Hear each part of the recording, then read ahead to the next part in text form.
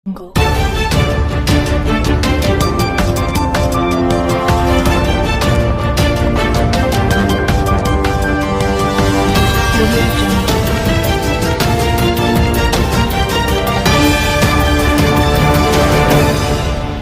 મિત્રો, હવામાન ગુજરાત યુટ્યુબ ચેનલમાં આપ સૌ મિત્રોનું સ્વાગત છે। અત્યારે બપોરના 12 વાગ્યાનો સમય થયો છે, ત્યારે વાવાઝોડું ક્યાં પહોંચ્યું છે, વાવાઝોડું કેટલા અંશે અત્યારે શરૂ થયું છે, કયા કયા વિસ્તારોમાં તબાહી મચી શકે, 2 થી 3 કલાકમાં શરૂ થશે તબાહીના દ્રશ્યો, તેમજ આગામી 10 થી 12 કલાક કચ્છ જિલ્લા માટે તેમજ સૌરાષ્ટ્ર ગુજરાત માટે ભારે।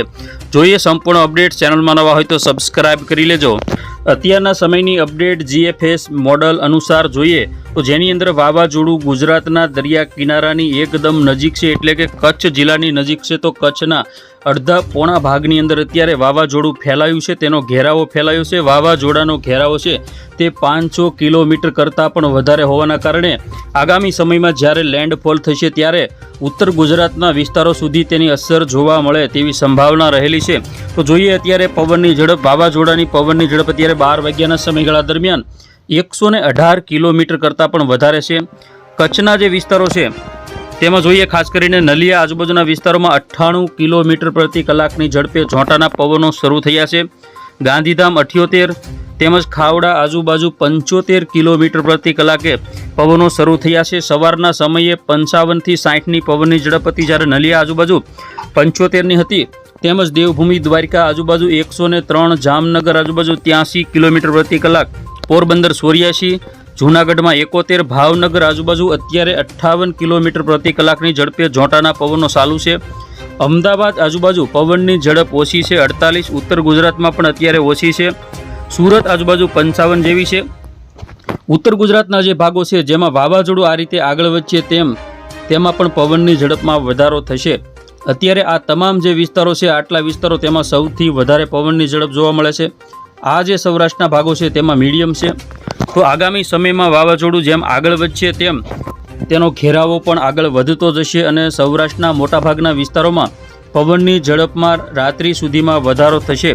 જ્યારે વાવાઝોડું લેન્ડફોલ થશે ત્યારે સૌથી ઘાતક પવન કચ્છ જિલ્લામાં ફૂંકાઈ શકે તેની પવનની ઝડપની વાત કરીએ તો 125 કિલોમીટર પ્રતિ કલાકની ઝડપ કરતાં પણ વધારે પવનો કચ્છ જિલ્લામાં ફૂંકાશે અને તબાહી મચાવી શકે। તેમજ સાથે સાથે કચ્છના વિસ્તારો, દેવભૂમિ દ્વારકા, જામનગર, મોરબી, પોરબંદર, જૂનાગઢ, ગીર સોમનાથ, રાજકોટ આ બધા વિસ્તારોમાં ભારે વરસાદ તેમજ કેટલાક વિસ્તારોમાં અતિ ભારે વરસાદની પણ શક્યતા રહેલી છે। હવામાન વિભાગ દ્વારા પણ બુલેટિન જાહેર કરવામાં આવ્યું છે કે કચ્છના વિસ્તારોમાંથી લોકોએ સાવચેતી રાખવી, કામ સિવાય ઘરની બહાર ન નીકળવું અને તંત્રને સપોર્ટ કરવો, તેમજ સૌરાષ્ટ્રના મોટાભાગના વિસ્તારોમાં પવન ફૂંકાઈ રહ્યો છે। ખાસ કરીને આજે દરિયા કિનારાના જે ભાગો છે તેમાં સૌથી વધારે પવન ફૂંકાઈ રહ્યો છે। તો એ તમામ વિસ્તારના લોકોએ પણ કામ વગર બહાર ન નીકળવા માટેનું દરેક ગ્રામ પંચાયતમાંથી જાહેરનામું બહાર પાડવામાં આવેલું છે। તો જોઈએ હવે વાવાઝોડું ક્યારે ટકરાશે। તો આજે રાત્રિના સમયે ખાસ કરીને 8 થી 9ના ગાળાની અંદર અહીં ટકરાવવાનું છે, ત્યારે પવનની ઝડપ વધવાની છે। ટકરાયા પછી આખી રાત કચ્છ જિલ્લામાં ભારે પવન ફૂંકાઈ શકે તેમજ સૌરાષ્ટ્રના કેટલાક વિસ્તારોમાં પવન ફૂંકાવાની શક્યતાઓ છે। ગુજરાતના દરિયાકાંઠે મંડરાયું બિપોરજોય વાવાઝોડું ટકરાવવાનો ખતરો જે આજે 8 થી 10 કલાક અતિ ભારે ગુજરાત માટે ગણી શકાય। તો આવતીકાલે સવારથી ઉત્તર ગુજરાતની અંદર ભારે પવન ફૂંકાશે અને ભારે વરસાદની શક્યતા રહેલી છે। આવતીકાલે પવનની ઝડપ જોઈએ કચ્છ જિલ્લામાં બપોર સુધીના સમયગાળાની તો 102 કિલોમીટર પ્રતિ કલાક સુધીની બતાવે છે। ઉત્તર ગુજરાતની અંદર 81 કિલોમીટર પ્રતિ કલાકની ઝડપે પવન ફૂંકાશે, જ્યારે બાકીના વિસ્તારોમાં સૌરાષ્ટ્રમાં 56 તેમજ મોરબી આજુબાજુ, જામનગર આજુબાજુ 77 કિલોમીટર પ્રતિ કલાક, તેમજ રાજસ્થાનના જે વિસ્તારો છે તેની અંદર પણ પવન તેજ ગતિએ અત્યારે ફૂંકાવાનો શરૂ થવાનો છે। ટૂંક સમયમાં જ્યારે વાવાઝોડું ગુજરાત ઉપરથી પસાર થશે ત્યારે વાવાઝોડાનો માર્ગ રાજસ્થાન તરફનો જોવા મળે છે। અત્યારના સમયની અપડેટ જોઈએ તો વાવાઝોડું અત્યારે ગુજરાતની એકદમ નજીક છે।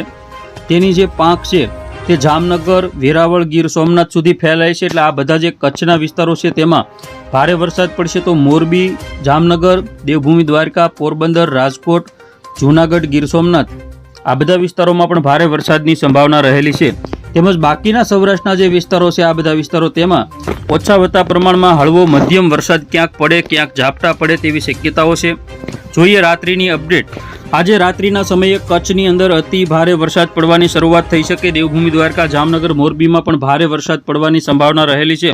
આવતીકાલે ખાસ કરીને જીએફએસ મોડલ અનુસાર દિવસે પણ ખાસ કરીને સૌરાષ્ટ્ર કચ્છના વિસ્તારોમાં, કચ્છમાં લખપત, નલિયા, ખાવડા, ભુજ, ગાંધીધામ આ બધા વિસ્તારોમાં અતિ ભારે વરસાદનું સંકટ તોળાયેલું છે. તેમજ સૌરાષ્ટ્રમાં હળવદ, રાજકોટ, જામનગર, દેવભૂમિ દ્વારકા, પોરબંદર, જૂનાગઢ, ગીર સોમનાથના અડધા ભાગની અંદર વરસાદ પડી શકે. તેમજ ઉત્તર ગુજરાતના વિસ્તારોમાં સુઈગામ, પાલનપુર, મહેસાણા, ડુંગરપુર તેમજ આબુ રોડ, અંબાજી, થરાદ, ધાનેરા આ બધા વિસ્તારોમાં ભારેથી અતિ ભારે વરસાદની શક્યતાઓ 16 તારીખમાં રહેલી છે. તો બસ ખેડૂત મિત્રો, આ હતા અત્યારના બપોરના મહત્વના 12 વાગ્યાના હવામાન સમાચાર લાઈવ અપડેટ. વાવાઝોડું બિપોર જોઈ ક્યાં પહોંચ્યું છે, ક્યાં ટકરાવાનું છે, ક્યાં વરસાદ પડવાનો છે, સંપૂર્ણ અપડેટ આપણે જોઈ છે. ફરી વખત મળીશું નવી અપડેટમાં. જોતા રહેજો હવામાન ગુજરાત.